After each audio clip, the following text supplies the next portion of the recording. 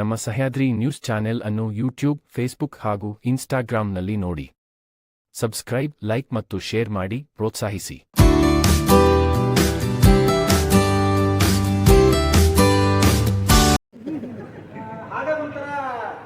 Limited ಕಂಪ್ನಿನೇ ಏನೋ ಕಂತಲ್ಲಿ home appliances ಕೊಡ್ತೀರಾ?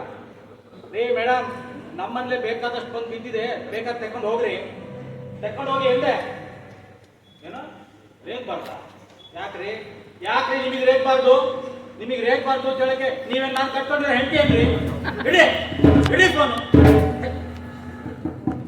ಸ್ವಾಮಿ, ಎಂಥ ಕಂಟಕ್ಕೆ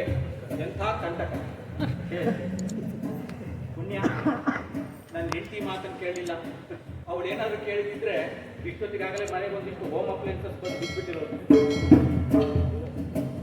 ನೀವೇ ಹೇಳಿ, ನಾವು ಮನೆಯಲ್ಲಿರೋದು 3 ಜನ, ಇರೋ 3 ಜನಕ್ಕೆ 9 ಫೋನ್, ಯಾವ ಫೋನು ಸರಿಯಾಗಿ ರಿಪ್ಲೈ ಮಾಡೋದಿಲ್ಲ. ಅವೊಂಥರ ದರ್ಬೇಸಿ ಗಂಡ ಇದ್ದಂಗೆ ಬಡ್ಕೊಂಡು ಬೆಪ್ಪಗಾಗ್ಬಿಡ್ತಾವ. ಬಂದೆ ತಡಿ ಅಂದಂಗೆ ಈ ಮೆಸೇಜ್ ನನಗೆ ಅನ್ಕೊಂಡ್ರ? ನೋ, ಇದು ಮೇಲೆ ರೂಮಲ್ಲಿ ಮಲ್ಕೊಂಡಿದ್ದಾಳಲ್ಲ ಶಕುಂತಲೆ ಯಾರು ಅಂದ್ರ ನೋಡಿ, ಈ SSLC ನಲ್ಲಿ 100ಕ್ಕೆ 98 ಮಾರ್ಕ್ಸ್ ತಗೊಂಡಾಗ, ಭಾವಗೀತೆ ಸ್ಪರ್ಧೆಯಲ್ಲಿ ಫಸ್ಟ್ ಪ್ಲೇಸ್ ಬಂದಾಗ, ಅಪರೂಪಕ್ಕೊಮ್ಮೆ ಬೆಳಿಗ್ಗೆ ಬೇಗ ಎದ್ದು ಇಡೀ ಮನೆ ಗುಡಿಸಿ ಸಾರಿಸಿ ರಂಗೋಲಿ ಹಾಕಿ ಬಿಸಿ ಉಪ್ಪಿಟ್ಟು ಬಿಸಿ ಕಾಫಿ ಮಾಡಿಕೊಟ್ಟಾಗ ಆಕೆಯ ಮಗಳು. ಯಾವುದೋ ಹುಡುಗರ ಜೊತೆ ಸಿನಿಮಾಕ್ಕೆ ಹೋದಾಗ ನಾವು ಸೈನ್ಸ್ ತೆಗೆದುಕೊಳ್ಳೋದೇ ಇಲ್ಲ ಅಂತ ಹಠ ಮಾಡಿದಾಗ, ಬೆಳಿಗ್ಗೆ ಲೇಟಾಗಿ ಎದ್ದಾಗ, ತಡವಾಗಿ ಮನೆಗೆ ಬಂದಾಗ ಆಕೆ ನನ್ನ ಮಗಳು. ಇಲ್ಲ ಅನ್ನಕ್ಕಾಗುತ್ತೇನ್ರಿ? ಒಂದ್ ವೇಳೆ ನಾನು ತಲೆ ಕೆಟ್ಟು ಇವಳು ನನ್ನ ಮಗಳೇ ಅಲ್ಲ ಅಂತ ನನ್ನ ಹೆಂಡತಿಗೆ ಹೇಳ್ಬಿಟ್ರೆ, ಅವಳು ಒಪ್ಕೊಂಡ್ಬಿಟ್ರೆ ಯಾರಿಗೆ ಬೇಕು? ನಮಸ್ಕಾರ. ಅಂದಾಗೆ ನಾನು ವಿಶ್ವಾಮಿತ್ರ, ನನ್ನ ಆಕೆ ಮೇನಕೆ, ಮಗಳು ಶಕುಂತಲೆ. ಇರೋ 3 ಜನದಲ್ಲಿ ತಲೆ ಇರೋದು ಶಕುಂತಲೆಗೆ ಮಾತ್ರ. ಯಾಕೆಂದ್ರೆ ಅವಳು ಶಕುಂತಲೆ. ಇರ್ಲಿ, ಈಗ ಕಾಫಿ ರೆಡಿ ಆಗಿದೆ ಅಂತ ಮೆಸೇಜ್ ಬಂದಿದೆ. ಬಿಸಿ ಇದ್ದಾಗಲೇ ಕೂತ್ಬಿಡ್ಬೇಕು, ಇಲ್ಲ ಅಂತ ಹೇಳಿದ್ರೆ ತಣ್ಣಗಾದ್ಮೇಲೆ ಯಾರು ಕೇಳೋದಿಲ್ಲ. ಸರಿ, ನಾನು ಹೋಗಿ ಕಾಫಿ ದ್ವೇಷ, ಆಕ್ರೋಶ, ಸಿಟ್ಟು ಇವೆಲ್ಲ ದಿನೇ ಬಿಸಿ ಆಗ್ತಾನೆ ಇರುತ್ತೆ ಸ್ವಾಮಿ.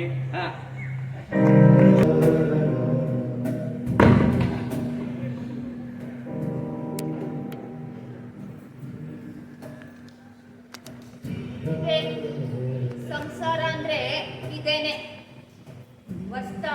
ವಸ್ತಾ ಬಟ್ಟೆನು ಕೊಳೆ, ನೀರು ಕೊಳೆ.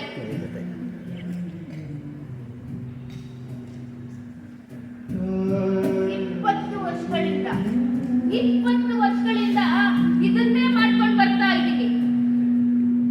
ಸುಖನೂ ಸಿಗ್ಲಿಲ್ಲ, ಪುಣ್ಯ ಬರ್ಲೇ ಇಲ್ಲ. ಇನ್ನ ಕೆಲ್ಸನೂ ನಾನು ಸಾಯೋವರೆಗೂ ಮುಗಿಯದೇ ಇಲ್ಲ.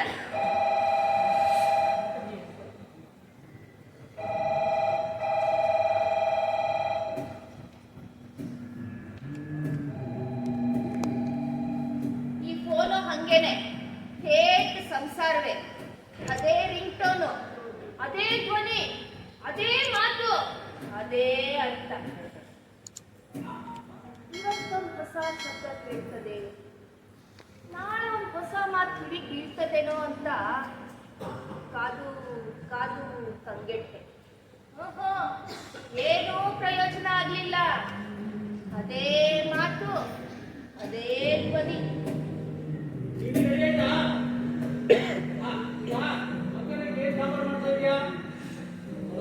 ರಾತ್ರಿ ಬರೋದು ಸ್ವಲ್ಪ ಲೇಟ್ ಆಗಿದೆ ಅಂದ್ರೆ ಮಗಳು ಹೇಗೆ ಓದ್ಕೊಂಡಿದ್ದಾಳೆ? ಹೀಗೆ ಇವೇ ಪ್ರಶ್ನೆಗಳು, ಅವೇ ಉತ್ತರಗಳು. ತಪ್ಪು ಮಾಡ್ಬಿಟ್ಟೆ ದೇವ್ರೆ, ಬಹಳ ದೊಡ್ಡ ತಪ್ಪು ಮಾಡ್ಬಿಟ್ಟೆ.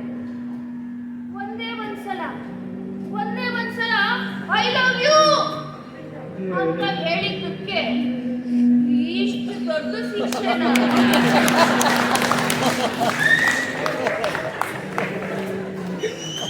ಅವ್ರು ತಂದ್ಕೊಟ್ಟು ₹1 ಚಾಕ್ಲೇಟ್ಗೆ ಚೀತನೇ ಚೀತಕ್ಕಿಟ್ಬಿಟ್ನಾ ದೇವ್ರೆ.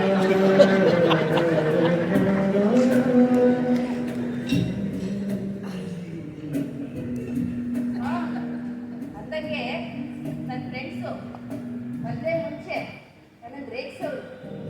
ಆಹಾ ಮೇಲಕ್ಕೆ ವಿಶ್ವಾಮಿತ್ರನ್ನೇ ವಶಪಡಿಸ್ಕೊಂಡ್ಬಿಟ್ಟಿಯಲ್ಲೇ, ನಿನ್ನ ಕಣ್ಣ ಕತ್ತಿ ಅಂಚಿಗೆ ಬಲಿಯಾಯಿತೆ ಅವನ ಕಠೋರ ತಪಸ್ಸು ಅಂತ ಹೊಟ್ಕೊಂಡ್ಬಿಟ್ಟಿಯಲ್ಲೇ. ಇನ್ನು ಕೆಲವು ಫ್ರೆಂಡ್ಸು, ಹೊಟ್ಟೆ ಉಟ್ಕೊಳ್ಳೋ ಫ್ರೆಂಡ್ಸು, ಅವ್ರು ಹೇಳ್ತಾ ಇದ್ರು, ಏನೇ ಮೇಲಕ್ಕೆ ಬೆಂಗಳೂರಲ್ಲಿ ದೊಡ್ಡ ಕೆಲಸದಲ್ಲಿದ್ದಾನಂತೆ, ಒಂದು ದುರಭ್ಯಾಸನೂ ಇಲ್ವಂತೆ, ಸಿಗರೇಟ್ ಸೇದಲ್ವಂತೆ, ಕುಡಿಯಲ್ವಂತೆ. ಆಹಾ ಮೇನಕ್ಕೆ ಇದೇ ಅದೃಷ್ಟವಂತೆ ಕಣೆ. ಇನ್ನು ಸ್ವಲ್ಪ ಜನ ಹೇಳೋರು, ಮೇನಕ್ಕೆ ಏನೋ ನಿಮ್ಮವರು ಬಾಡಿ ಬಿಲ್ಡರ್ ಅಂತೆ, 6 ಪ್ಯಾಕ್ ಅಂತೆ, ದಿನಾ ಜಿಮ್ಮಿಗೆ ಹೋಗ್ತಾರಂತೆ. ಇವ್ರ ಮಾತೆಲ್ಲ ಕೇಳಿ ನನಗೆ ಮಹಾ ತಪಸ್ವಿಯನ್ನೇ ಗೆದ್ದ ಹಮ್ಮು ನನಗೆ. ಅಷ್ಟೇ ಅಲ್ಲ ರೀ, ನಮ್ಮತ್ತೆನೂ ಹೇಳ್ತಾ ಇದ್ರು, ಎಂತೆಂಥವ್ರೋ ನನ್ನ ಮಗನ್ ನೋಡಕ್ ಬಂದಿದ್ರು, ಯಾರನ್ನು ಬೇಡ ಬೇಡ ಅಂತಿದ್ದವನು ಈ ಮೂದೇವಿ ನೀನ್ ನೋಡಿದ ತಕ್ಷಣ ಒಪ್ಕೊಂಡ್ಬಿಡ್ತಲ್ಲ ಅಂತ ಮೂತಿ ಚೂಪು ಮಾಡ್ಕೊಂಡು ಹೇಳಕ್ ಹೇಳಿ ನನ್ನ ಜನ್ಮ ಸಾಕಾಗೋಯ್ತು ಅಂತ ಅನ್ಕೊಂಡೆ. ಆದ್ರೆ ನನ್ನ ಕಣ್ಣೋಟಕ್ಕೆ ಬಲಿಯಾದ್ದು ಅವನ ತಪಸ್ಸ, ನನ್ನ ಆಯಸ್ಸ.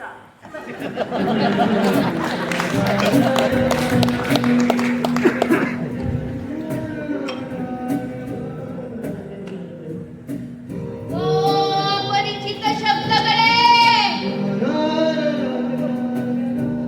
ಎಂದು ಕೇಳಿಯೇ ಇರದ ಪದಗಳೇ, ಯಾರೂ ಹಾಡದ ಹಾಡುಗಳೇ, ಯಾರ ಕಣ್ಣಿಗೂ ಕಾಣದ ಬಣ್ಣಗಳೇ, ರೋಮಾಂಚನಗೊಳಿಸುವ ಹೊಸ ಸ್ಪರ್ಶಗಳೇ, ಬನ್ನಿ ಬನ್ನಿ, ಆಡಿದ್ದನ್ನೇ ಆಡಿ ಮಾಡಿದ್ದನ್ನೇ ಮಾಡಿ ಬರಡಾಗಿದ್ದೇನೆ ನಾನು. ನನಗೆ ಬಿಡುಗಡೆ ಕೊಡಿ, ನನಗೆ ಬಿಡುಗಡೆ ಕೊಡಿ.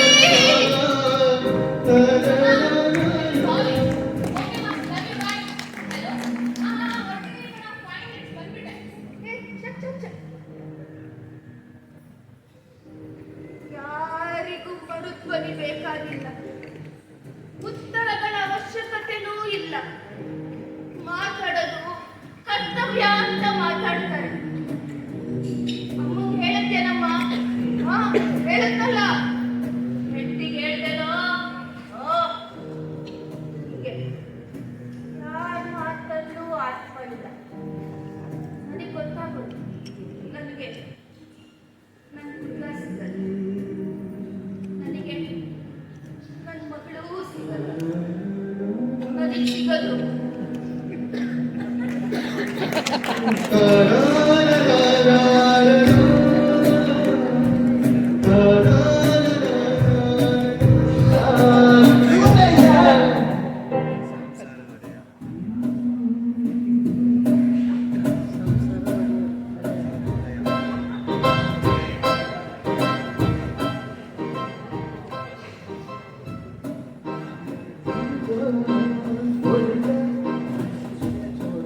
ನೋಡಿ, ಈ ದಾಂಪತ್ಯ ಅನ್ನೋದು ಆಕ್ಷಿ ಒಂಥರ ರೋಗ ಇದ್ದಂಗೆ. ಇದಕ್ಕೆ ಔಷಧಿನೇ ಇಲ್ಲ ಅಂತೀನಿ. ಒಂಥರ ಸಾಂಕ್ರಾಮಿಕ ರೋಗ,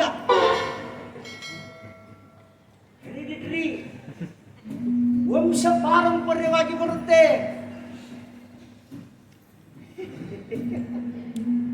ಈ ದಾಂಪತ್ಯ ಜೀವನಕ್ಕೆ ನಿಮ್ಮ ತಾತ ಬಲಿಯಾಗಿದ್ರೆ ನಿಮ್ಮ ಅಪ್ಪನೂ ಬಲಿಯಾಗಿರ್ತಾನೆ. ನಿಮ್ಮ ಅಪ್ಪ ಬಲಿಯಾಗಿದ್ರೆ ನೀವು ಬಲಿಯಾಗಿರ್ತೀರಿ.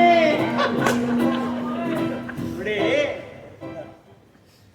18 ವರ್ಷ ತುಂಬಿದ ಹುಡುಗಿಗೆ 21 ವರ್ಷ ತುಂಬಿದ ಹುಡುಗನಿಗೆ ಈ ದಾಂಪತ್ಯ ಕಾಯಿಲೆ ಶುರು.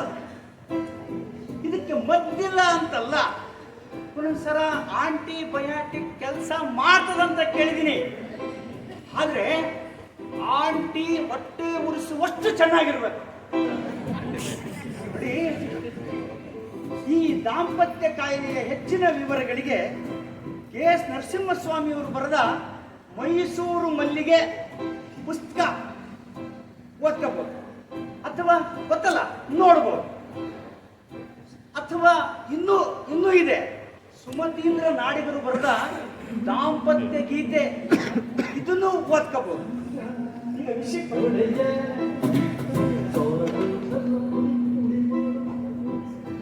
ನೋಡಿ,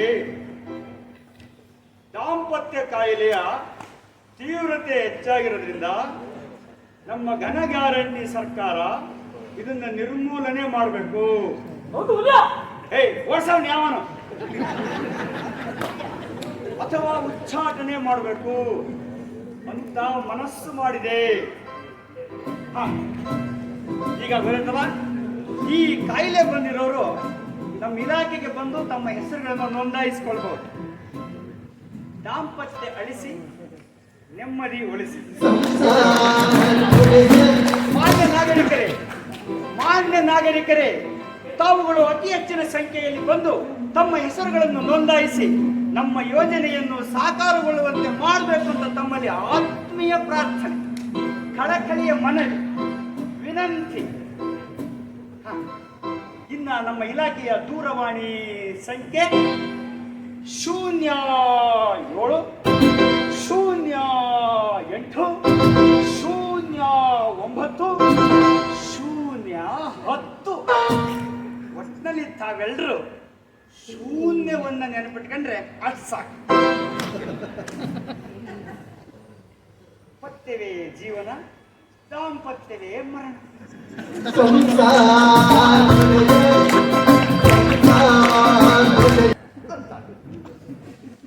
ನನಗೆ ಕೇಳಿದ್ರೆ ಅರ್ಧ ಒಳಗಿದೆ, ಅರ್ಧ ಹೊರಗಿದೆ.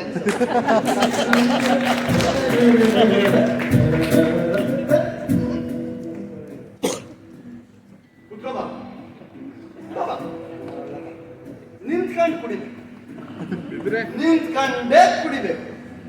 ಯಾಕೆಂದ್ರೆ ಅಟ್ಲೀಸ್ಟ್ ನನಗಾದ್ರೂ ಗೊತ್ತಾಗ್ಬೇಕಲ್ಲ, ಹೌ ಮಚ್ ಕುಡಿದು I can with stand.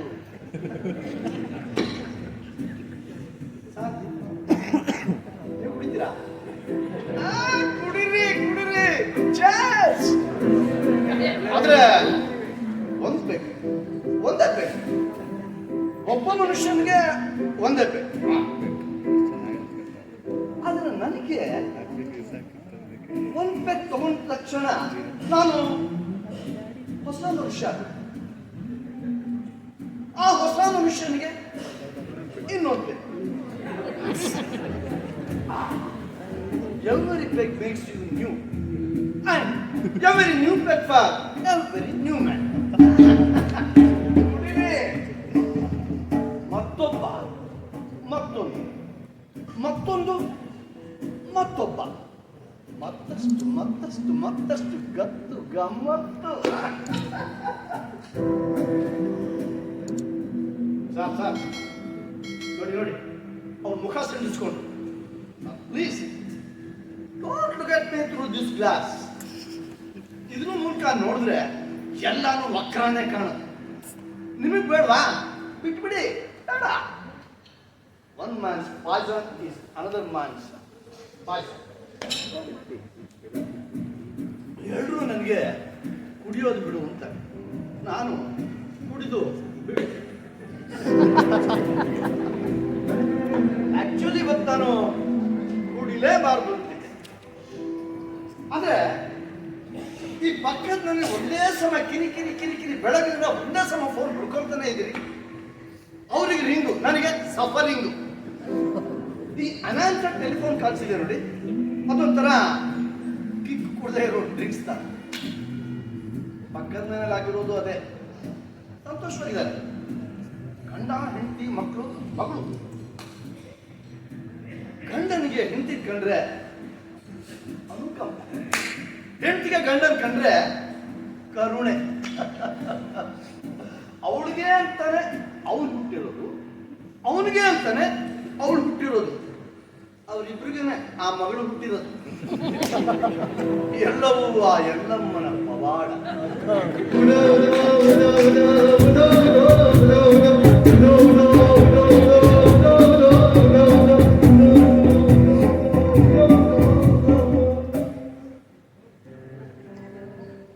Rice please. Some more rice please.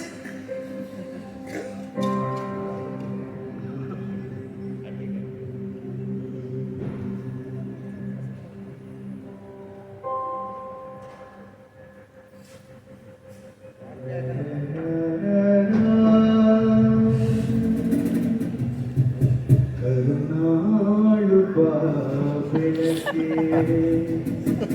ಮುಸುಗಿ ಪಪ್ಪಿನಡಿ ಕೈ ಹಿಡಿದು ಕುಡಿಸೆನ್ನನು, ಕೈ ಹಿಡಿದು ಕುಡಿಸೆನ್ನನು.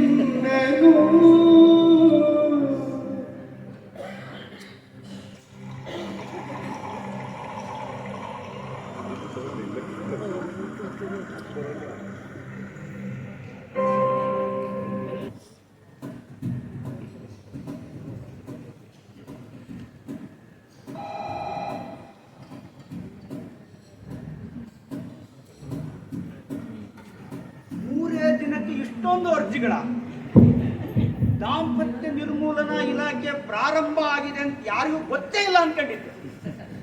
ಆದ್ರೆ ಇಡೀ ಪ್ರಪಂಚಕ್ಕೆ ಗೊತ್ತಾಗ್ಬಿಟ್ಟಿದೆ. ಶಾದಿ ಭಾಗ್ಯಕ್ಕಿಂದ ಇರೋ ಬೇಡಿಕೆ ಈ ಬರ್ಬಾದಿ ಭಾಗ್ಯಕ್ಕೆ ಬರಬೇಕೆ. ಒಂಥರ ವಿಚ್ಛೇದನ ಭಾಗ್ಯ ಅನ್ರಿ. ಅಲ್ರಿ, ಸಾರ್ವಜನಿಕರನ್ನ ಅಪ್ಲಿಕೇಶನ್ ಹಾಕೊಂಡ್ಬಿಡ್ತಾರೆ. ಫೈಸಲ್ ಮಾಡೋದಕ್ಕೆ ಯಾರಿದಾರ್ರಿ? ನಾನು ಒಬ್ಬನೇ ಎಷ್ಟು ಸಂಸಾರಗಳನ್ನ ಅಂತ ಹೊಡಿಲಿ. ಗಂಡನನ್ನ ಆಫೀಸಿಗೆ ಕರೆಸಿ ಸಂದರ್ಶನ ಮಾಡ್ಬೇಕ. ಹೆಂಡತಿನ ಅವ್ರ ಮನೆಗೆ ಹೋಗೇ ಸಂದರ್ಶನ ಮಾಡ್ಬೇಕಂತೆ. ಅದು ಗಂಡ ಇಲ್ಲದ ಹೊತ್ತಲ್ಲಿ. ಅನುಭವಿ ಹೆಂಡತಿರಿರೋ ಮನೆಗೆ ಅವೇಳೆಯಲ್ಲಿ ಹೋಗೋದು ಒಂದೇ. ನೀವೇ ವಹಿಸ್ಕೊಳ್ಳಿ, ಬೇಕಾದ್ದು ಮುಂದೆ.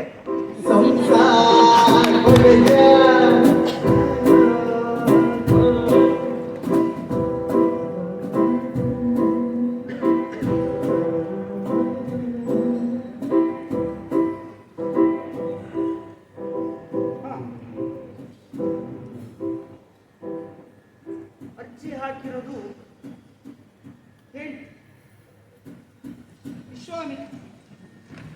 ವಿಶ್ವಾಮಿತ್ರ ಅವಳ ಗಂಡ. ಅಂದ್ರೆ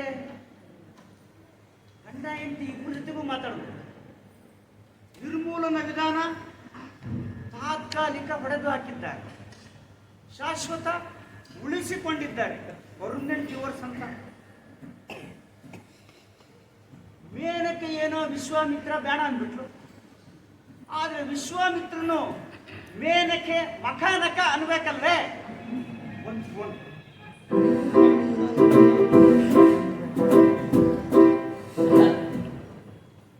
ಹಲೋ, ಯಾರಿಲ್ಲ? Madam, good morning. I am Odeyar, Samsar Odeyar. From family destruction and eradication department. ತಾವು ಮೇನಕಾ ಅವರ? ಓಕೆ ಓಕೆ, ಮೇನಕೆ. Good morning sir. Good morning, ಹೇಳಿ ಸರ್. ಮೇಡಮ್, ನಿಮ್ಮ ಅರ್ಜಿ ಪರಿಶೀಲನೆ ಇದೆ. ನಾನು ನಿಮ್ಮನ್ನು ಭೇಟಿ ಮಾಡಿ ಮಾತನಾಡಬೇಕು. ಅದಕ್ಕೆ ನಾಳೆ ನಿಮ್ಮ ಮನೆಗೆ ಬರ್ತಾ ಇದ್ದೀನಿ. ಅಂದಾಗೆ ತಾವು ಎಷ್ಟೊತ್ತಿಗೆ ಒಂಟಿಯಾಗಿ ಸಿಗ್ತೀರಿ? ಒಂಟಿಯಾಗ ಯಾಕೆ ಹೆಂಗೈತೆ? ಏನಿಲ್ಲ ಮೇಡಮ್, ನಾನು ನಿಮಗೆ ಕೆಲವು ಮರ್ಮಾಘಾತಕ ಪ್ರಶ್ನೆಗಳನ್ನು ಕೇಳಬೇಕು. ಅದಕ್ಕೆ ಆ ಸಂದರ್ಭದಲ್ಲಿ ನಿಮ್ಮ ಗಂಡ ಮನೇಲಿದ್ರೆ ಅವ್ರಿಗೆ ಏನಾದ್ರು ತೊಂದರೆ ಆಗ್ಬೋದೇನೋ ಅಂತ. ಅದಕ್ಕೆ ಈ ಭೇಟಿ ನಮ್ಮಿಬ್ಬರ ಮಧ್ಯೆ ನಡೆಯುತ್ತೆ. ಓ ಹಂಗ? ಸರಿ, ಅಂದಂಗೆ ಏನೇನ್ ಪ್ರಶ್ನೆ ಕೇಳ್ತೀರೋ? ನಾನೇ ನಿಮ್ಮ ಮನೆಗೆ ಬರ್ತೀನಲ್ಲ ಮೇಡಮ್. ನೋಡಿ, ನಾಳೆ ಬೆಳಗ್ಗೆ 9 ಗಂಟೆಗೆ ಸರಿಯಾಗಿ ನಾನು ನಿಮ್ಮ ಮನೆಗೆ ಬರ್ತೀನಿ. ನಿಮ್ಮ ಗಂಡನನ್ನು ಮಕ್ಕಳನ್ನು ಮನೆಯಿಂದ ಆಚೆ ಕಳಿಸಿ ನನಗಾಗಿ ಕಾದೆ. ನಮಸ್ಕಾರ.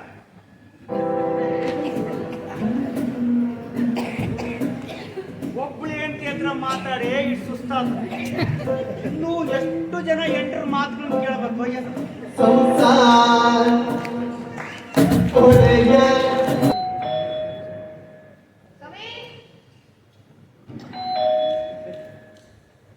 Madam, good morning. I am Odeyar, Samsar Odeyar, Chandrayya Odeyar. ಎಣ್ಣೆ ಫೋನ್ ಮಾಡಿದ್ರಲ್ಲ ಬರ್ತೀನಿ ಅಂತ, ನಿಮ್ಗೋಸ್ಕರನೇ ವೇಟ್ ಮಾಡ್ತಿದ್ದೆ. ಬನ್ನಿ ಬನ್ನಿ ಕೂತ್ಕೊಳ್ಳಿ. Thank you madam. ನಿಮ್ಮ ಅರ್ಜಿ ನಮ್ಮ ಇಲಾಖೆಗೆ ಬಂದಿತ್ತು. ಹಾಗಾಗಿ ರೂಲ್ಸ್ ಪ್ರಕಾರ ನಿಮ್ಮನ್ನು ಇಂಟ್ರಾಗೇಷನ್ ಮಾಡ್ಲಿಕ್ಕೆ ಬಂದಿತ್ತು. ಕೆಲವೊಂದು ಪ್ರಶ್ನೆಗಳನ್ನು ಕೇಳ್ತೀನಿ, ನೀವು ಉತ್ತರ ಕೊಡಬೇಕು. ಹೇಳಿ ಹೇಳಿ. ಮೇಡಮ್, ಕೆಲವು ಪ್ರಶ್ನೆಗಳು ಬಹಳ ಮುಜುಗರಕರವಾಗಿರುತ್ತೆ. ಸಂಕೋಚ ಮಾಡ್ಕೊಳ್ಳದೆ ಉತ್ತರ ಕೊಡಿ. ನನಗೆ ಮದುವೆ ಆಗಿ 21 ವರ್ಷ ಆಯ್ತು. ಭಾಳ ಸಂತೋಷ, ಭಾಳ ಸಂತೋಷ. ಅಂದ ಹಾಗೆ ತಮ್ಮ ಹೆಸರು? ಏನಕ್ಕೆ? ಗಂಡನ ಹೆಸರು? ವಿಶ್ವಾಮಿತ್ರ. ಏನಕ್ಕೆ ವಿಶ್ವಾಮಿತ್ರ? ಚೆನ್ನಾಗಿದೆ ಚೆನ್ನಾಗಿದೆ. ಗಂಡ ಹೆಣ್ಣು? ನಾನು ಗಂಡನೋ? ನೀವೇ ಮೇಡಮ್. ಹೆಂಗ್ ಕಾಣ್ತೀನಿ ಕಣ್ಣಿಗೆ? ಏನಿಲ್ಲ, ಕಣ್ಣಾರೆ ಕಂಡ್ರು ಕೇಳ್ಕಂಡು ಬರಿ ಅಂತ ನಮ್ಮ ಇಲಾಖೆ ಕಲಿಸಿದ ಮೊದಲನೇ ಪಾಠ. ನೋಡಿ, ಈ ಸಮೀಕ್ಷೆ ಎಡವಟ್ಟಾಗ್ತಿದ್ರೆ ಈ ಕಾರಣಕ್ಕೆ. ಕೆಲವರು ನೋಡಕ್ಕೆ ಹಂಗಿರ್ತಾರೆ,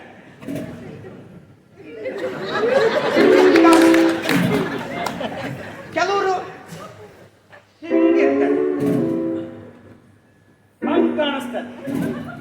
ಅದಕ್ಕೆ ಕೇಳಿ, ಮೇಲು ಅಂತ ಬಂದಲ್ಲ, ನನ್ನ ಗಂಡ ಮೇಲು. ನಿಮಗಿಂತಲೂ ಮೇಲ? ನಾನು ಹೇಳಿದ್ದು ಗಂಡಸು, ಮೇಲಂದ್ರೆ ಜೆಂಡರ್, ಅದನ್ನ ಬರ್ಕೊಳ್ಳಿ. ಸರಿ ಸರಿ ಮೇಡಮ್. ಅಂತ ಹಾಗೆ ತಮಗೆ ಮದುವೆ ಆಗಿ ಎಷ್ಟು ವರ್ಷ ಆಯ್ತು? 21. 21 ವರ್ಷಗಳ ಕಾಲನು ಚೆನ್ನಾಗೇ ಇದ್ರಿ. ನನಗೆ ಒಬ್ಳು ಮಗಳಿದ್ದಾಳೆ, ಅವಳಿಗೀಗ 19 ವರ್ಷ. ಅಂದ್ರೆ 19 ವರ್ಷಗಳಿಂದಲೂ ಚೆನ್ನಾಗಿದ್ರಿ, ಅನ್ಯೋನ್ಯವಾಗಿದ್ರಿ ಅಲ್ಲಿ. ಅನ್ಯೋನ್ವಾಗಿ ಇಲ್ದೆ ಹೋದ್ರು ಮಕ್ಕಳಾಗುತ್ತೆ. ಅದು ನನ್ನ ಪ್ರಶ್ನೆಯೂ ಅಲ್ಲ, ಉತ್ತರವೂ ಅಲ್ಲ, ಅದ್ರ ಬಗ್ಗೆ ನನಗೆ ಆಸಕ್ತಿನೇ ಇಲ್ಲ. ನೋಡಿ, ನಿಮ್ಮ ಗಂಡನನ್ನ 5 ಪದಗಳಲ್ಲಿ ವಿವರಿಸಿ. 5 ಪದಗಳಲ್ಲಿ. ಗಂಡ ಅಂದ್ರೆ ಗಂಡ ಅಂದ್ರೆ ಗಂಡ. ನಾನು ಕೇಳ್ತದಲ್ಲಿ ಸೆಂಟೆನ್ಸ್ ನಲ್ಲಿ ವಿವರಿಸಿ. 5 ಸೆಂಟೆನ್ಸ್ ಅಲ್ಲಿ ಹೇಳ್ಬೇಕಾ? ಬರ್ಕೊಳ್ಳಿ ಬರ್ಕೊಳ್ಳಿ. ಹೇಳಿ ಮೇಡಮ್.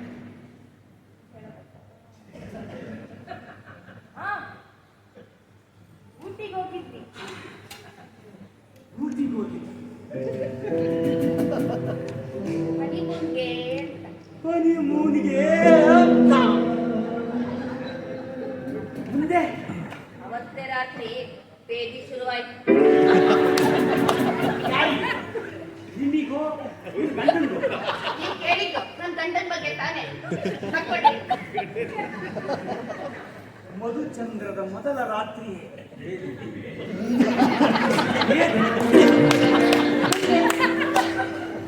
ಮುಂದೆ ಇನ್ನೇನು?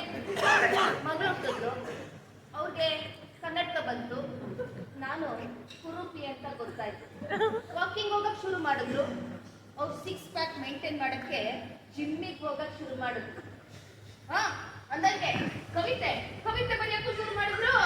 ಅರಿಲಿ ಬಿಡ್ರಿ ಮೇಡಮ್, ಕವಿತೆ ಬರೋದು ಅಪರಾಧ ಅಲ್ಲ. ಇಷ್ಟಕ್ಕೆ ನಾವು ದಾಂಪತ್ಯ ನಿರ್ಮೂಲನೆ ಮಾಡಕ್ಕಾಗಲ್ಲ. ಬೇರೆ ಏನಿದೆ ಹೇಳಿ. ಬೇರೆ ಹಾ ದಿನ ಸಂಜೆ ಆಫೀಸಿಂದ ಸ್ಟ್ರೈಟ್ ಆಗಿ ಮನೆಗೆ ಬರ್ತಾರೆ. ನನಗೂ ಸಂಜೆ ಹೊತ್ತು ಒಳ್ಳೊಳ್ಳೆ ಸೀರಿಯಲ್ಗಳು ಬರ್ತಾ ಇರುತ್ತೆ.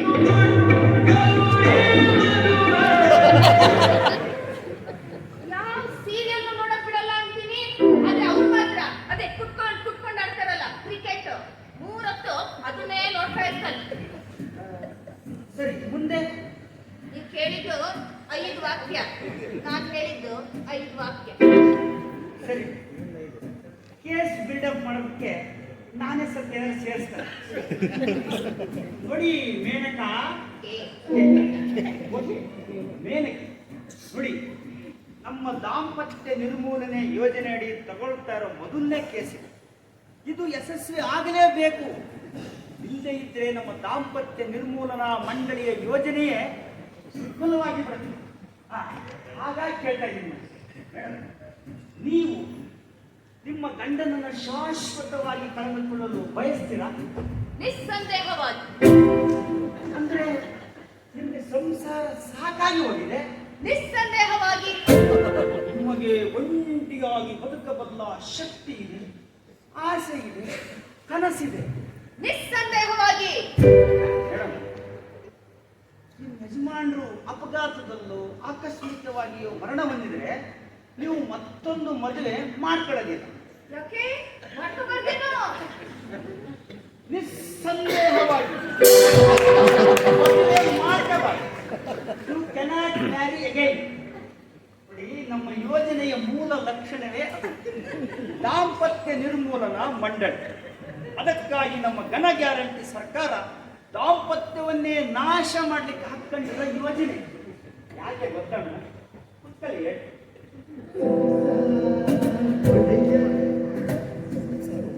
ಪತ್ಯವೇ ಜೀವನ, ದಾಂಪತ್ಯವೇ ಮರಣ. ಪ್ರಪಂಚದ ಎಲ್ಲ ಸಮಸ್ಯೆಗಳ ಮೂಲ ದಾಂಪತ್ಯ.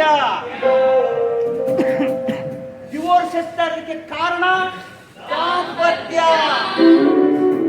ಜನ ಹೆಚ್ಚು ಹೆಚ್ಚು ಆಸ್ತಿ ಮಾಡೋದಕ್ಕೆ ಕಾರಣ ದಾಂಪತ್ಯ. ಒಬ್ರು 5, 6 ಸೈಟ್ಗಳನ್ನ ಮಾಡೋದಕ್ಕೆ ಕಾರಣ ದಾಂಪತ್ಯ. ಶಾಲಾ ಕಾಲೇಜುಗಳಲ್ಲಿ ಸೀಟ್ ಸಿಗ್ತಾ ಇಲ್ಲ, ಕಾರಣ ದಾಂಪತ್ಯ. ಇವತ್ತು ಜಗಳ ಆಗ್ತಿರೋದಕ್ಕೆ ಕಾರಣ ದಾಂಪತ್ಯ. ಅದಕ್ಕೆ ನಮ್ಮ ಸರ್ಕಾರ ದಾಂಪತ್ಯವನ್ನೇ ನಿರ್ಮೂಲನೆ ಮಾಡಲಿಕ್ಕೆ ಹೊರಟಿದೆ. ಮೇಡಮ್, ನೀವು ನಿಸ್ಸಂದೇಹವಾಗಿ ಹೇಳಬೇಕು, ನಾನು ಮತ್ತೆ ಮದುವೆ ಆಗೋದಿಲ್ಲ ಅಂತ. ಅಕಸ್ಮಾತ್ ಮದ್ವೆ ಆಗ್ಬೇಕು ಅನ್ಸಿದ್ರೆ ಆಗ್ಲಿ,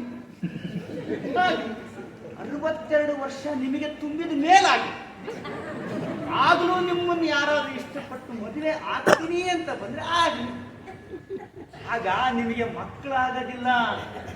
ಒಂದು ವೇಳೆ ಮಕ್ಕಳಾದ್ರೂ ಅವುಗಳಿಗೆ ಆಸ್ತಿ ಮಾಡೋ ಶಕ್ತಿ ನಿಮಗಿರೋದಿಲ್ಲ.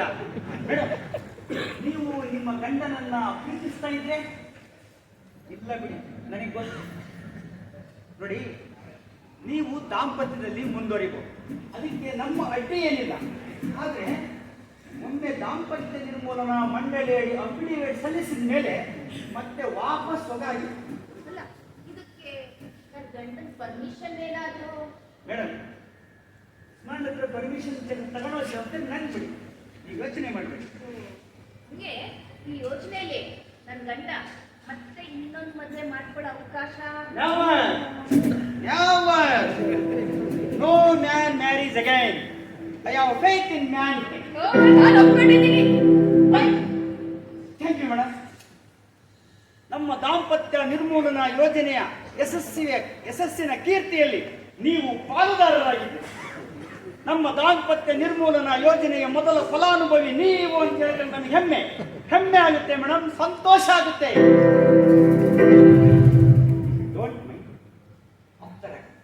ಒಂದು ಪ್ರಶ್ನೆ ಕೇಳಿ. ನಿಮ್ಮ ಗಂಡ ವಿಶ್ವಾಮಿತ್ರ ನಿಮ್ಮ ಜೊತೆ ಇಷ್ಟು ದಿವಸ ಬದುಕಿದ್ದಾದ್ರೂ ಹೇಗೆ? ಅವನಿಗೆ ಬೇರೆ ಆಪ್ಷನ್ನೇ ಇರ್ಲಿಲ್ಲ. ಅಫ್ಕೋರ್ಸ್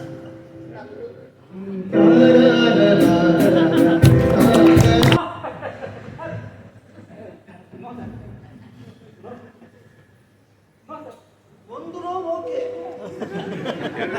ಮೂರು ನೋವು ಯಾಕೆ? ಗೊತ್ತಾಯ್ತು ಬಿಡಿ,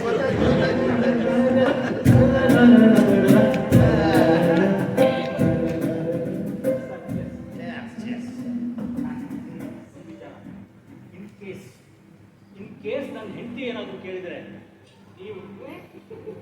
ನೀವು ಒತ್ತಾಯ ಮಾಡಿದ್ರಿ ಅಂತ ಹೇಳ್ಬಿಡ್ತೀನಿ ಸರ್.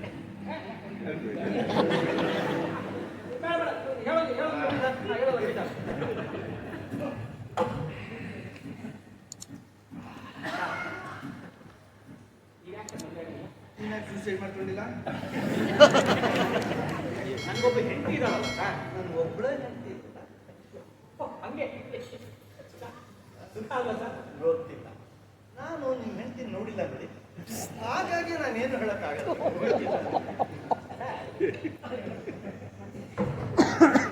ಐ ಟೆಲ್ ಯು, ಈ ಮ್ಯಾರೇಜ್ ಅನ್ನೋದು ಇದೆಯಲ್ಲ ಸರ್, ಮದುವೆ ಅದೊಂಥರ ಸ್ಥಿತಿ, ಗತಿ, ದುರ್ಗತಿ ಸರ್. ಮದುವೆ ಆಗ್ಬೇಕು ಆಗ್ಬಾರ್ದು ಅಂತ ಡಿಸೈಡ್ ಮಾಡೋದ್ರೊಳಗೆ ಎಲ್ಲ ಎಲ್ಲ ಮುಗ್ದೋಯ್ತು ಸರ್. ಎಲ್ಲರೂ ಮದುವೆ ಆಗ್ತಾ ಇದ್ರಲ್ಲ, ನಾನು ಆಗ್ಬೇಕ? ನಿಮ್ಮ ಅಜ್ಜ ಅಜ್ಜಿ, ನಿಮ್ಮ ಅಪ್ಪ ಅಮ್ಮ ಎಲ್ಲ ಆಗಿದ್ರು, ನೀವು ಆದ್ರೆ ಕರೆಕ್ಟ್, 100% ಕರೆಕ್ಟ್. ಆದ್ರೆ ಈ ಮದುವೆ ಅನ್ನೋದು ಶಾಪನೋ ವರದಾನನೋ ಅಂತ ಗೊತ್ತಾಗೋಕ್ ಮುಂಚೆನೆ ಎಲ್ಲ ನೋಡ್ಬೇಕು ಸರ್, ಎಲ್ಲ ಅಂತರ್ಪಟ ಸರಿ, ಹಾರ ಬದಲಾಯಿಸ್ಕೊಂಡ್ವಿ. ಆಮೇಲೆ ಕಣ್ಣಲ್ಲಿ ಕಣ್ಣಿಟ್ಟು ನೋಡಿದ್ವಿ ಸರ್. ಪ್ರೀತಿ ಪ್ರೀತಿ ಮುಗ್ದು ಬಿಟ್ಟು ಸರ್.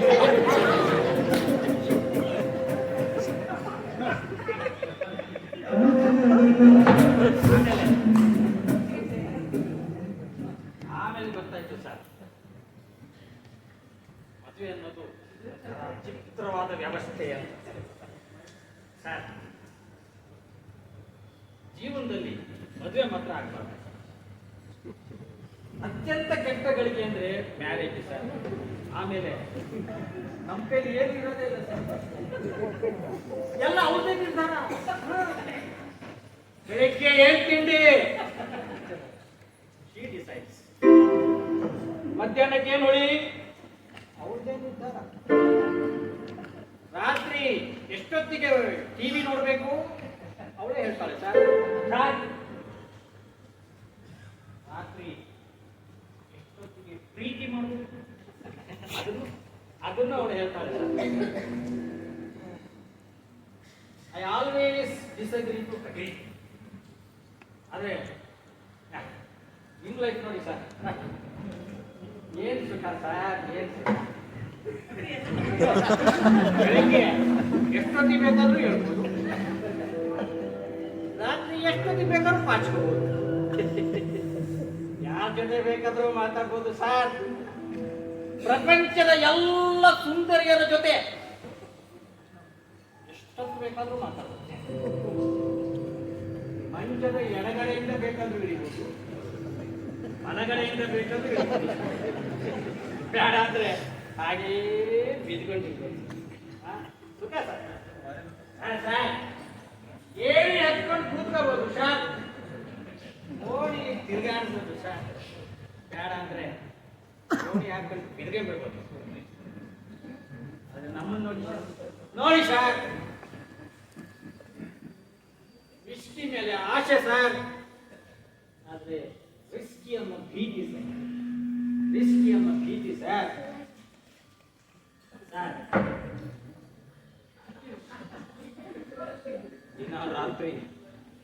ದಿನ ರಾತ್ರಿ ಮಲ್ಗಕ್ಕೆ ಹೋಗ್ತಾ ಇರ್ಬೇಕಾದ್ರೆ ಒಂದು ಭೀಕರವಾದ ಹಾಡು ಕೇಳಿ ಬರುತ್ತೆ ಸರ್.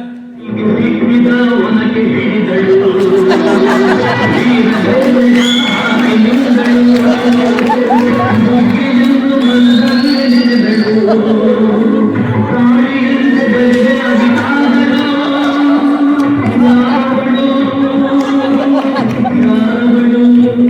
ಹೆಂಡತಿ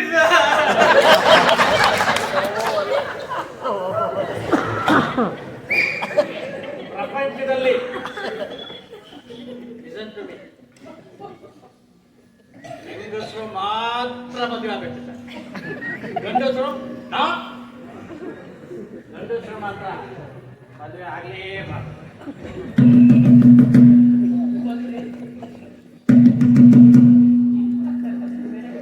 ಅವಳು ಬದ್ಲೆ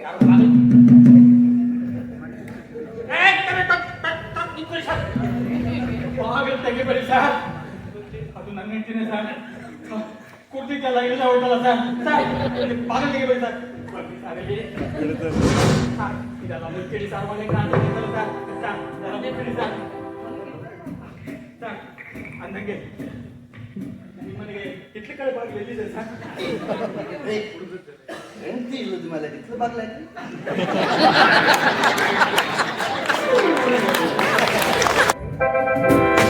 ಮನೆಯಿಂದ ಹೊರಗೆ ಹೋಗ್ಬೇಕಾದ್ರೆ ಎಲ್ಲಿ ಹೋಗ್ತೀನಿ ಅಂತ ಹೇಳುವಷ್ಟು ಕಾಮನ್ ಸೆನ್ಸ್ ಮಾಡೋದು ನಿನಗೆ ಎಲ್ಲೆಲ್ಲಿ ಹುಡುಕಾಡ್ದೆ ಗೊತ್ತಾ? ಕಡೆಗೆ ಆ ಬ್ರಹ್ಮಚಾರಿ ಆ 3ನೇ ಮನೆ ಅಲ್ಲಿಗೂ ಹೋಗಿ ಬಂದೆ. ಅಷ್ಟೆಲ್ಲ ಮಾಡೋ ಬದಲು ಒಂದು ಫೋನ್ ಮಾಡಿದ್ರೆ ಆಗಿರೋದು.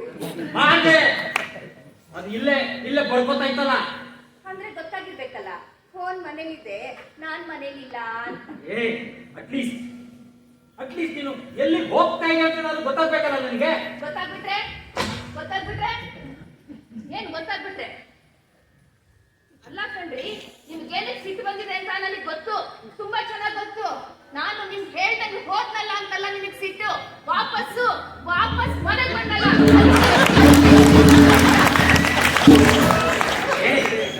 ನಿನಗೆ ಎಲ್ಲ ಕಡೆ ಬರೀ ಕೂತ್ಗಳೇ ಕಾಣಿಸ್ತಾ ಇದೆ. ಜರಡಿ ಈ ಸೌಟ್ ಇದೆಯಲ್ಲ, ಸೌಟ್ ಕೂಡ ಜರಡಿ ತರ ಕಾಣಿಸುತ್ತೆ. ಯಾಕೆ ಹೀಗಾದ್ರೆ? ಹೇಗಾಗ್ಬಿಟ್ಟಿದೀನಿ ಹೇಳ್ರಿ, ಹೇಗಾಗ್ಬಿಟ್ಟಿದೀನಿ ಮಾತಾಡ್ರಿ. ಮದುವೆ ಮುಂಚೆ 58 kg ಇದ್ದೆ, ಈಗಲೂ ಅಷ್ಟೇ ಇದ್ದೀನಿ. ನಾನಿನ್ನೂ ಕಡಿಮೆ ಆಗಿದ್ದೀನಿ. ನನ್ನ ಕಣ್ಣಲ್ಲೂ ತೂಕ ಇಳಿಸ್ಕೊಂಡಿದ್ದೀರಾ ಬಿಡಿ. ಹಾ, ನೀವ್ ನನ್ನ ನೋಡಕ್ ಬಂದಾಗ ನಮ್ಮಪ್ಪ ಮೀಸೆ ತಿರುಗ್ಕೊಂಡು ನನ್ನ ಹತ್ರ ಬಂದ್ರು.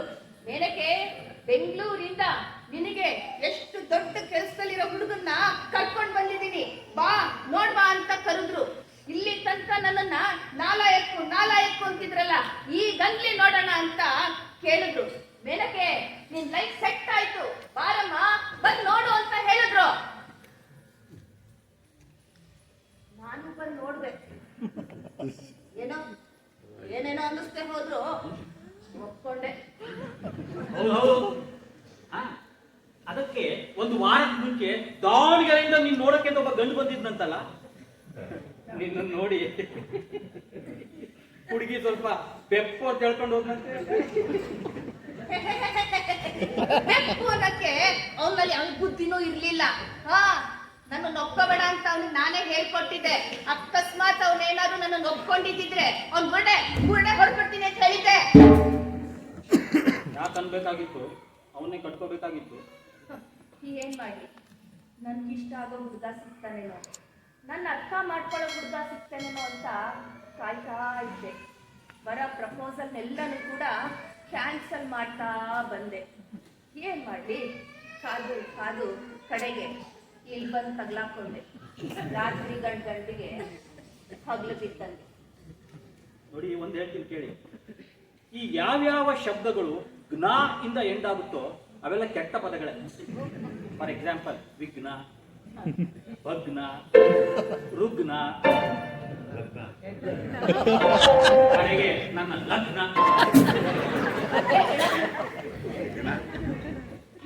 ನಿನಗೆ ನನ್ನನ್ನು ತಿರಸ್ಕಾರ ಅಧಿಕಾರ ಕೊಟ್ಟಿದ್ದೆ ನಾನು. ಅವತ್ತು ನಿನ್ನನ್ನು ನಾನು ನೋಡ್ಲಿಕ್ಕೆ ಬಂದಾಗ ನಾನು ಸ್ಪಷ್ಟವಾಗಿ ಹೇಳ್ಬಿಟ್ಟಿದ್ದೆ, ನೋಡಿ, ಹುಡುಗಿ ಮೇಲೆ ಯಾವ ಒತ್ತಡ ಹಾಕಬೇಡಿ, ಅವಳಿಗೆ ಸ್ವಾತಂತ್ರ್ಯ ಕೊಡಿ. ಛೇ ಛೇ ಛೇ ಛೇ ಛೇ, ಏನ್ ಸರ್, ನಮ್ಮ ಹುಡುಗಿ ನಿಮ್ಮನ್ನ ಕಣ್ಣಾರೆ ನೋಡಿ ಮನಸಾರೆ ಒಪ್ಕೊಂಡ್ಬಿಟ್ಟಿದ್ದಾಳೆ. ಅವಳು ಜನ್ಮ ತಾಳಿರೋದೇ ನಿಮಗೋಸ್ಕರ ಅಂತ ನಿನ್ನ ಸೋದ್ರ ಮಾವ ಇದ್ನಲ್ಲ, ಪುಂಗಿ ಉತ್ತಾ ಇದ್ದ. ವಿಷ ಸರ್ಪ ಅಂತ ಗೊತ್ತಾದ್ಮೇಲೆ ಅದನ್ನೇ ತಾನೇ ಮಾಡ್ಬೇಕು. ಹೌದ್ರಿ, ನೀವ್ ಹೇಳಿದ್ ನಿಜ, ನನ್ಗೆ ಒಕ್ಕೆ ಅಂತ ಹೇಳಿದ್ ನಿಜ. ಆದ್ರೆ ಅದು ನನ್ನಿಷ್ಟ ಆಗಿರ್ಲಿಲ್ಲ ಅಂತ ನಂಗೆ ಆಮೇಲೆ ಗೊತ್ತಾಯ್ತು. ಬಡತನಕ್ಕೆ ಇಷ್ಟ ಆಗೋದು ಬಡವ ತನಗೂ ಇಷ್ಟ ಅಂತ ಅನ್ಕೊಳ್ತಾನೆ. ನಾನು ಅಷ್ಟೇ, ಇಲ್ಲಿಂದ ಬಿಡುಗಡೆ ಸಿಗುತ್ತಲ್ಲ ಅಂತ ನಿಮ್ಮನ್ನು ಒಪ್ಕೋಬೇಕಾಯ್ತು. ಅವತ್ತೊಂದು ದಿನ ಸಂಜೆ ತಂಗಾಳಿ ಬೀಸ್ತಾ ಇತ್ತು. ನಮ್ಮ ಮನೆ ಎದುರುಗಡೆ ಇದ್ದ ಆಲದ ಮರದಿಂದ ಎಲೆಗಳು ಆ ಗಾಳಿಯಲ್ಲಿ ತೇಲಿ ತೇಲಿ ಹೋಗ್ತಾ ಇತ್ತು. ಎಂತಹ ಅದ್ಭುತವಾದ ದೃಶ್ಯ! ಬಾ ಅದನ್ನ ನೋಡು ಅಂತ ನಿನ್ನನ್ನು ಕರೆದೆ. ಆದ್ರೆ ನೀನು ಬಂದು ನನ್ನನ್ನ ಹುಚ್ಚಂತರ ನೋಡಿ ಹಾಗೆ ವಾಪಸ್ ಹೋಗ್ಬಿಟ್ಟೆ. ಬೇಡ, ಗಾಳಿನಲ್ಲಿ ತೇಲಿ ಹೋಗ್ತಾ ಇರುವಂತ ಆ ಎಲೆಗಳ ಸೌಂದರ್ಯವನ್ನ ನೋಡದೇ ಇದ್ರೂ ಪರವಾಗಿರ್ಲಿಲ್ಲ. ಅಟ್ಲೀಸ್ಟ್ ಅದನ್ನ ನಿನಗೆ ತೋರಿಸ್ಬೇಕು ಅನ್ನೋ ನನ್ನ ಹಂಬಲ ಇತ್ತಲ್ಲ, ಅದನ್ನಾದ್ರೂ ಪ್ರೀತಿ ಮಾಡ್ಬೇಕಾಗಿತ್ತು. ಸಾಕು ಸುಮ್ಮನೆ, ಪ್ರೀತಿಸ್ಬೇಕಂತೆ. ಅವತ್ತು ನನ್ನ ಫ್ರೆಂಡ್ ಸೀತಾ ನಮ್ಮ ಮನೆಗ್ ಬಂದ್ಲಲ್ಲ, ನಿಮ್ ಹತ್ರ ದುಡ್ಡು ಕೇಳಕ್ ಬಂದಿರ್ಲಿಲ್ಲ, ಅಥವಾ ಈ ಮನೇಲಿ ಇರ್ತೀನಿ ಅಂತಾನೂ ಬಂದಿರ್ಲಿಲ್ಲ.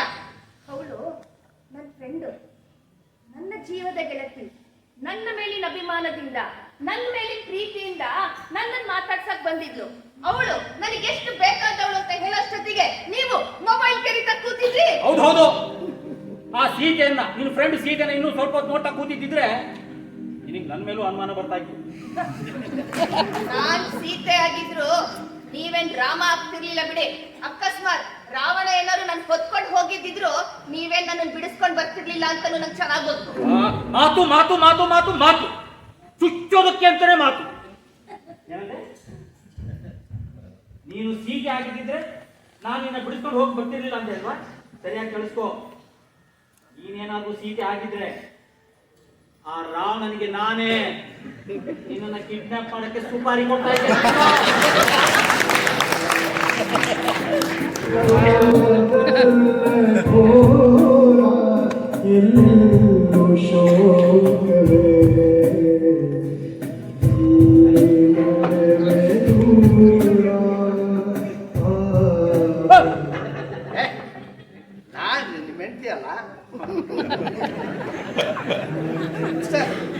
ಒಂದ್ ನಿಮಿಷ ಮಾತಾಡ್ಬೋದ ನಿಮ್ಮ ಹತ್ರ?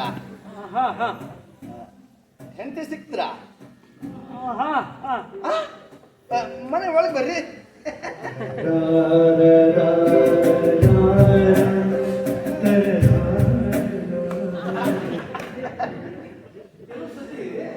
ನಾವು ನಮ್ಮ ಜೀವನ ಹುಡುಕ್ತಾ ಇರ್ತೀವಿ, ಬೇರೊಬ್ರು ಜೀವನ ಸಿಕ್ಬಿಡುತ್ತೆ. ಆ ಇನ್ನೊಬ್ರು ಜೀವನನೇ ನಮ್ದು ಅಂತ ತಿಳ್ಕೊಂಡು ಆ ಇನ್ನೊಬ್ರು ಜೀವನ ಅನ್ನೋ ಹೆಣನ ನಮ್ಮ ಹೆಗಲ ಮೇಲೆ ಹೊತ್ಕೊಂಡು ತಿರ್ತಾ ಇರ್ತೀವಿ. ಅದು ನಮ್ದಲ್ಲ ಅನ್ನೋದು ಗೊತ್ತಾಗೋಷ್ಟೊತ್ತಿಗೆ ಸ್ಮಶಾನ ಸೇರಿರ್ತೀವಿ. ಈಗ ನೀವು ಯಾರ ಹೆಣ ಹೊತ್ಕೊಂಡು ತಿರುಗಾಡ್ತಾ ಇದ್ದೀರಿ? ನಿಮ್ಮ ಮಾತಿನ ಹೆಣನೇ ಸ್ವಾಮಿ. ಅವತ್ತು ನಮ್ಮ ಮನೆಗೆ ಬಂದಾಗ ನೀವು ಒಂದು ಮಾತು ಹೇಳಿದ್ರಿ, ಅಸುಖದಲ್ಲೂ ಸುಖ ಇದೆ ಅಂತ. ಆ ಮಾತು ಕೇಳಿದಾಗಿಂದ ನನ್ಗೇನೋ ಒಂದು ಅನುಮಾನ ಶುರುವಾಯಿತು. ಮಿಸ್ಟರ್, ಮದುವೆ ಅಂದ್ರೆ ನಿಜವಾಗ್ಲೂ ಅಷ್ಟೊಂದು ಕಷ್ಟ ಹಂಗಂತ ಎಲ್ರಿ ಹೇಳಿದ್ದೀನಿ. ಅದ್ರ ಮದುವೆ ಅಂದ್ರೆ ಅಷ್ಟೊಂದು ಸುಖನ? ಹಂಗಂತ ಎಲ್ರಿ ಹೇಳಿದ್ದೀನಿ. ಅಂದ್ರೆ ಕಷ್ಟನೂ ಅಲ್ಲ ಸುಖನೂ ಅಲ್ಲ ಅನ್ನೋದು ನಿಮ್ಮ ಭಾವನೆನ? ನೋಡ್ರಿ, ಬೇರೆಯವರಿಗಾದ್ರೆ ಸುಖ, ನಮಗೆ ಆದ್ರೆ ಕಷ್ಟ. ಅಷ್ಟೊಂದು ಕುಡಿತೀರಿ, ಅಷ್ಟು ಗೊತ್ತಾಗಲ್ಲ. ಕುಡಿತಾ ನಾವು ಕುಡಿತೀವಿ ಅನ್ನೋದೇ ಗೊತ್ತಾಗಲ್ಲ ನೋಡಿ. ಬದುಕ್ತಾ ನಾವು ಬದುಕಿದೀವಿ ಅನ್ನೋದೇ ಗೊತ್ತಿರಲ್ಲ. ಹಾಗೆ ನೋಡ್ರಿ, ಈಗಷ್ಟೇ ಫ್ರೆಶ್ ಆಗಿ ಹೆಂಡತಿ ಜೊತೆ ಜಗಳ ಆಡ್ಕೊಂಡು ಬಂದಿದ್ದೀನಿ. ಮಾತಿಗೆ ಮಾತು ಬೆಳೀತು, ಕೂಗಾಡ್ದೆ ಕಿರ್ಚಾಡ್ದೆ. ನೀವ್ ಹೇಳಿ ಸರ್, ಅವಳೊಂದು 100 ಸತಿ ನನಗೆ ಬೈದಾಗ ನಾನು ಅಟ್ಲೀಸ್ಟ್ ಒಂದ್ಸತಿನಾದ್ರೂ ಬೈಬಾರ್ದ? ಹೇಳಿ ಸರ್. ನಾನಿಲ್ಲಿ ನನ್ನ ಕಷ್ಟದ ಓಡ್ತಾ ಇದ್ದೀನಿ, ಏನು ಆಗಿಲ್ಲ ನನಗೆ ಕುಡಿತಾ ಕೂತಿದ್ದೀರಲ್ರಿ.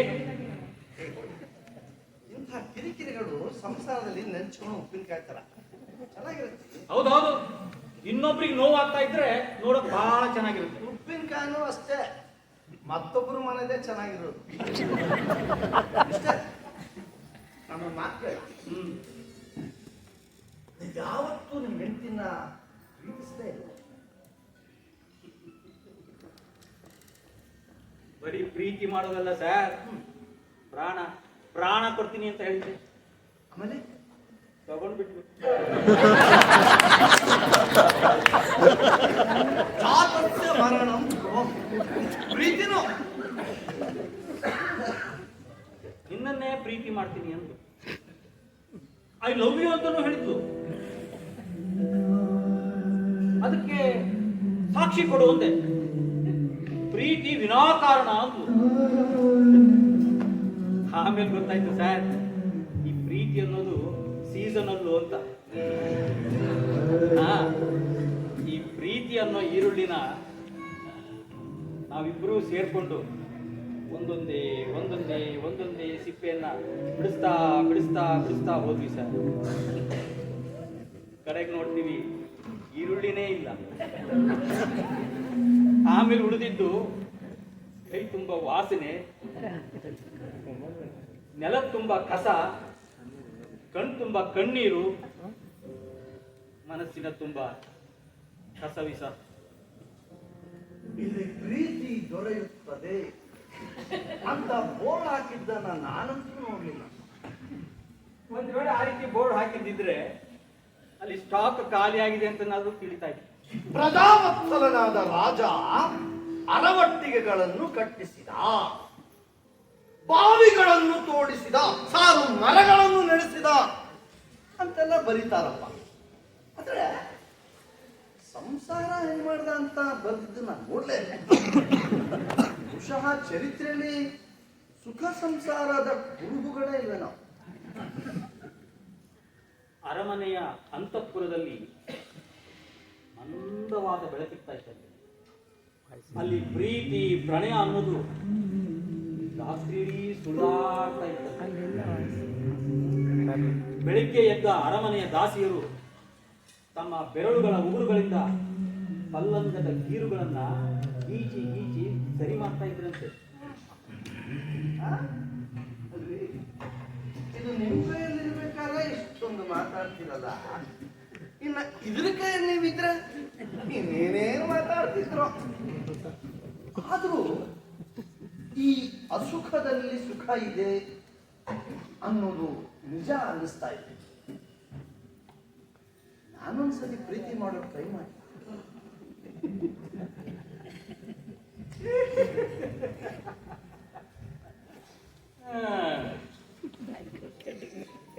ಈ ಗಂಡು ಅನ್ನೋ ಪ್ರಾಣಿ ಇತಿಹಾಸದಿಂದ ಪಾಠ ಕಲಿಯೋದೇ ಇಲ್ಲ ಬಿಡಿ.